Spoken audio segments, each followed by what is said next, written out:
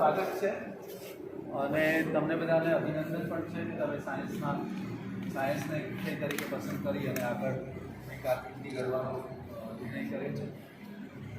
આમ જોવા જઈએ તો મારો સન પણ તમારી સ્કૂલમાં જ ભણેલો છે. એ અત્યારે કેનેડા છે, સોફ્ટવેર એન્જિનિયર છે અને એમની સાથે ત્યાં રહે છે. મારા બંનેના પણ તૈયાર થઈ ગયા છે અને અમે પણ રિટાયરમેન્ટ પછી ત્યાં જઈશું. જે મારા સનની સ્કૂલના બાળકોને આવકારતા મને આનંદ થાય છે.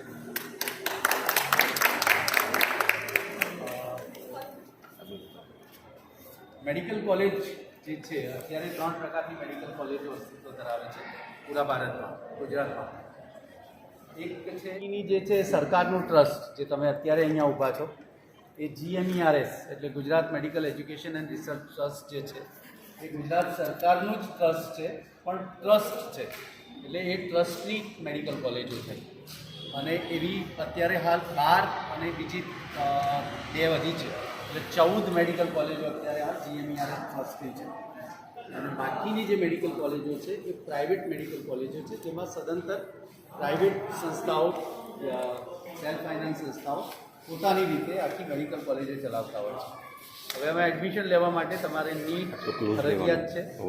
તમારા ગુજરાતનું જે પરીક્ષા થાય છે 12 સાયન્સની એ પણ ફરજિયાત છે અને નીટના આધારે તમને પ્રવેશ મળે છે. માં જે મેઇન હોય RMO સાહેબ છે, residential medical officer Shri RS sir સાહેબ. ધવલભાઈ આપણા સ્ટુડન્ટ છે. આનંદ ક્યાં થાય કે એમનો સન આપણી સ્કૂલમાં ભણેલો છે અને એમનો જે પ્રાઉડનેસ આપણે અનુભવી એમના માટે સાહેબ સાહેબને જોરદાર તાલીઓથી આપણે વધાવીએ. અને આટલો સરસ મજાનો આવકાર આપણને મળે છે તો આપણે એવી તૈયારી કરવી જોઈએ કે આપણે ખરેખર એટલી મહેનત કરીશું અને આ દ્વારમાં આવી શકીશું. તો ફરી એકવાર આ ટીમનો આપણે જૈનાચાર્ય સ્કૂલ વતી આભાર વ્યક્ત કરીએ. છોકરાઓ અમે તો ઈચ્છીએ છીએ કે આપણા હોસ્પિટલમાં આવે. અત્યારે મેડિકલ એજ્યુકેશનમાં સીટ વધી ગઈ છે એટલે ચાન્સ સારા છે. થોડું વધારે મહેનત કરીએ તો MBBSની સીટ મળી જાય. ઓપીડીમાં શું હોય, આપણે કેસ કઢાવવાનો, ડૉક્ટરને બતાવવાનું, દવા લખીને ઘેર જવું, એટલે આઉટડોર પેશન્ટ કહેવાય. ઇન્ડોર એ IPD કહેવાય. તો અત્યારે આપણે જે ઓપીડીમાં ઊભા છીએ એ મેડિસિન ઓપીડી છે. આ ઓપીડીની અંદર બીપી, ડાયાબિટીસ અને મેડિસિન ફિઝિશિયનના લગતા બધા જ કેસોની સારવાર, તપાસ અહીંયા થતી. આવી દરેક ઓપીડીમાં આ રીતની સુવિધા તમને જોવા મળશે. આટલું આનો કોર્સ બીજો જ છે. આર્મીના કીધું એના પછી એને આરોપ થઈ ગયું. આબાદ જવાનું છે આબાદ જવાનું છે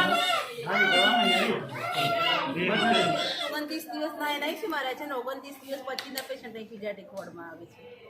ફીવર વાળા હોય, નિમોનિયા હોય, એનિમિયા હોય, થેલેસીમિયા હોય, થેલેસીમિયા રહે હા, LRTI વાળા હોય, URTI વાળા હોય. પછી અહીંયા ફૂડની વ્યવસ્થા પછી ગવર્મેન્ટ તરફથી બધી મળે આ બધું ગવર્મેન્ટ સવારે ચા નાસ્તો, બપોરે જમવાનું, બપોરે ચા નાસ્તો, સાંજે જમવાનું.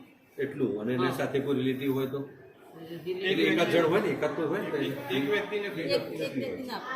સરસ સરસ જોયું બેટા તમે સતનામનું એ ટિફિન છે એ લોકો સગાને મફત હા, એ ત્યાં નીચે બી આપે છે કોઈ બધા અમારું આશય કેવું બેન આ 12 સાયન્સમાં છે બધા એટલે 12 સાયન્સમાં હોય એટલે એમને ખબર પડે કે ભાઈ મેડિકલમાં જવું હોય ને ત્યાં આગળ મેડિકલ કોલેજ કેવી હોય શું હોય તો એ લોકોને થોડું ઉત્સાહ મળે એના માટેને કાંઈક ફિલ્ડ પર એક ટ્રીપ અમે કરેલી છે અને ધવલભાઈ અમારા સ્ટુડન્ટ છે સ્કૂલના એટલે એ અમને સપોર્ટ કરે છે અને તમે બધાએ પણ સપોર્ટ કરે તો આ બધાને આપણે તાલીઓથી સન્માન આપીએ અને આપણે જોઈ પછી જવાના છીએ બરાબર થેન્ક યુ વેરી મચ જો હવે લગભગ આપણને 1 કલાકથી આ સિવિલ હોસ્પિટલ અને મેડિકલ કોલેજનું જે માર્ગદર્શન આપ્યું અને આપણને જે સારી આગતા સ્વાગતા કરી એ ધવલભાઈ આપણી સંસ્થામાં ભણેલા વિદ્યાર્થી છે અહીંયા પીઆરઓ તરીકે કામ કરે છે અને આપણને ખૂબ સારી સમજણ આપી છે તો એમના માટે જોરદાર તાલીઓથી સામના અને ખૂબ ખૂબ આભાર ધવલભાઈ.